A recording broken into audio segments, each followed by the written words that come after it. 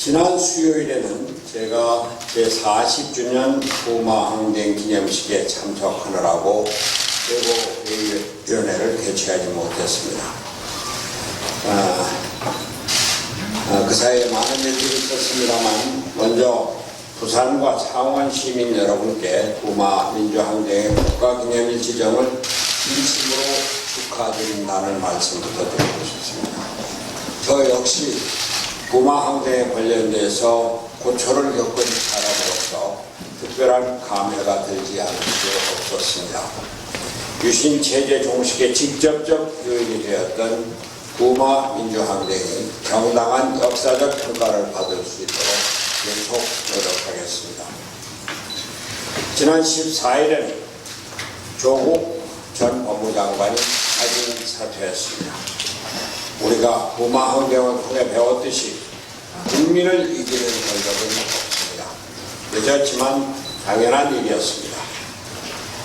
저는 조국 전 장관이 후보자로 지명되기 전부터 이를 반대했습니다. 조 전 장관은 국론 분열의 핵심 주역이었기 때문입니다. 결과는 예상대로였습니다.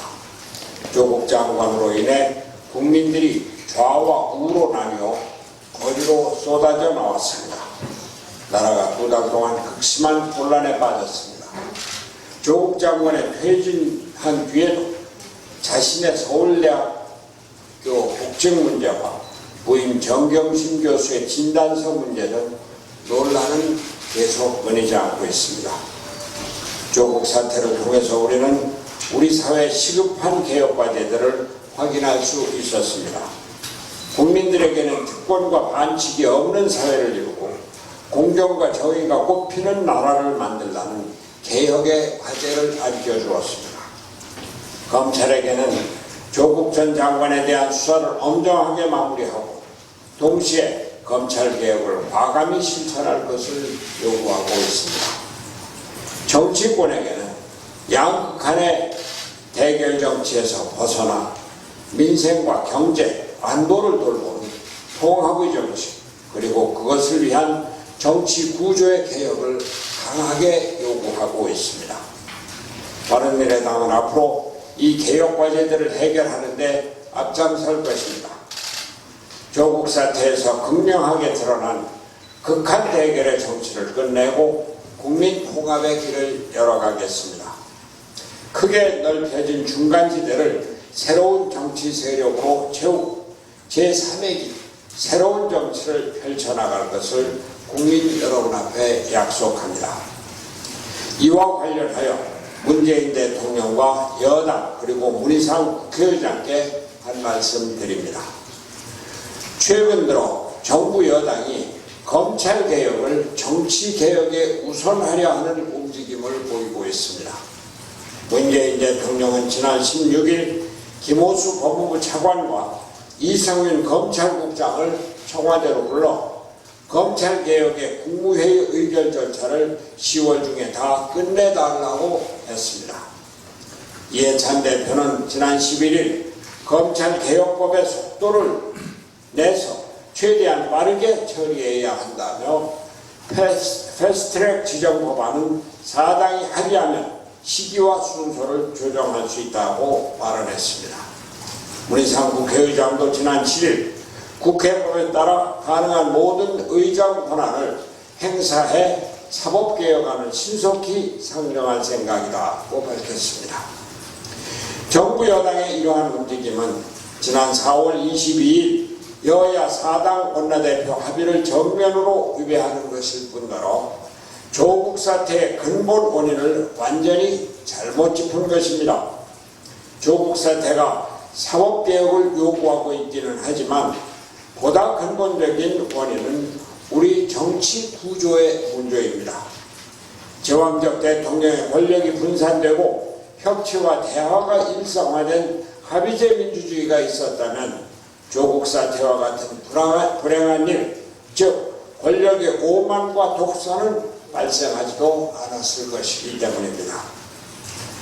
바른미래당은 검찰개혁을 정치개혁, 즉 선거제도 개혁에 우선하여 처리하려는 정부 여당의 행보에 깊은 유감을 표하며 그러한 움직임을 중단할 것을 촉구합니다.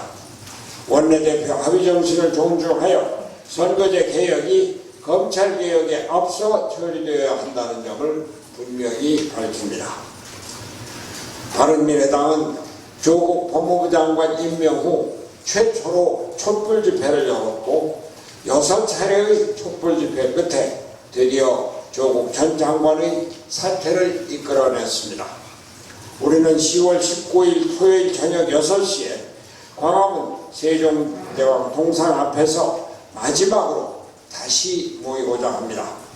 조국 사태를 마무리하면서 그동안의 진전 과정을 되돌아보고 앞으로 해나가야 할 우리의 실천 과제를 논의할 것입니다. 바른미래당이 펼쳐나갈 제3의 길, 새로운 정치에 관심이 있으신 국민 여러분 모두 함께 하셔서 대한민국의 새로운 미래를 향한 토론에 참여해 주시기 바랍니다. 한 말씀만 더 드리겠습니다.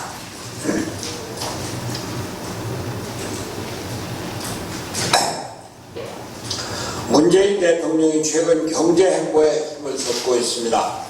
지난 10일에는 삼성 디스플레이 공장을 방문하고 15일에는 현대자동차 남양연구소를 방문하는 한편 어제는 10개월 만에 긴급 경제장관 회의를 주재했습니다. 조국 사태로 나라가 혼란한 가운데 민생과 경제에 집중하는 행보를 보여주려고 하고 있는 것으로 보입니다. 아무튼 경제 현장을 방문하여 기업인을 독려하고 정부 투자를 약속하는 일 잘하는 일입니다.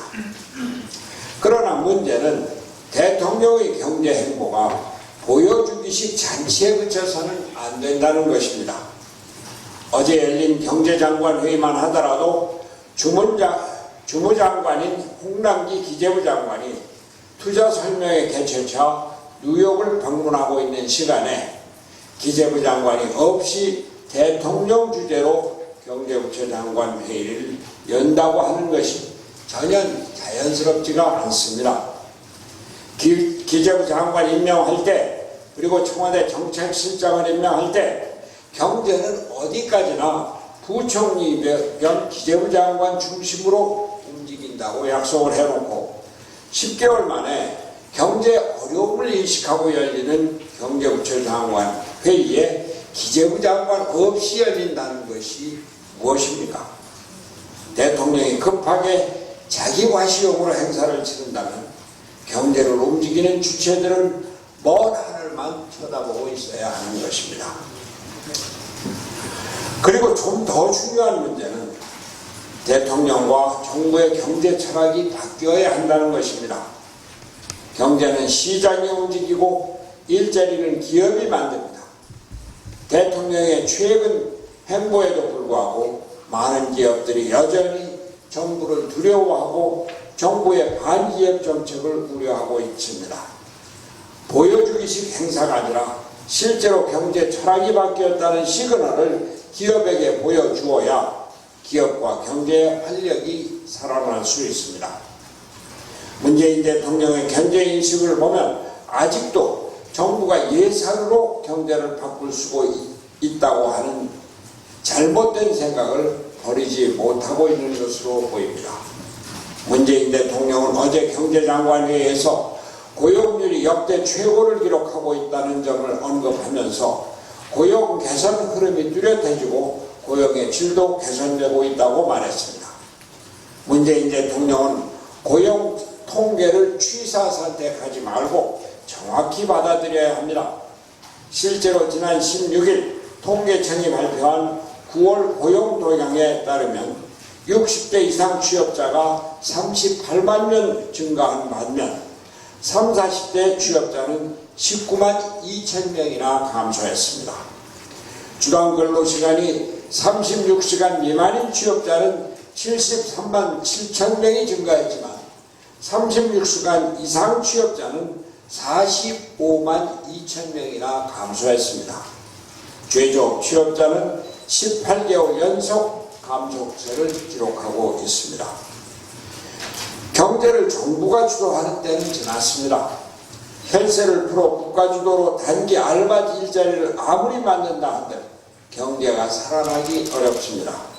기업하기 좋은 환경을 만들어주어 기업과 시장과 기업의 활력을 되찾아야 질 좋은 일자리가 창출될 수 있습니다. 정부의 경제 철학을 시장경제주의로 전환해야 가능한 일입니다. 지금은 조국 사태로 분열된 국론을 조속히 수습하는 한편 경제 상황을 엄중하고 정확하게 인식하여 경제위기 대응에 총력을 다해야 할 때입니다. 문재인 대통령이 반기업 이념적 경제 철학을 버리고 시장경제주의, 친기업 정책으로 경제 철학을 바꿔줄 것을 다시 한번 촉구합니다. 이상입니다.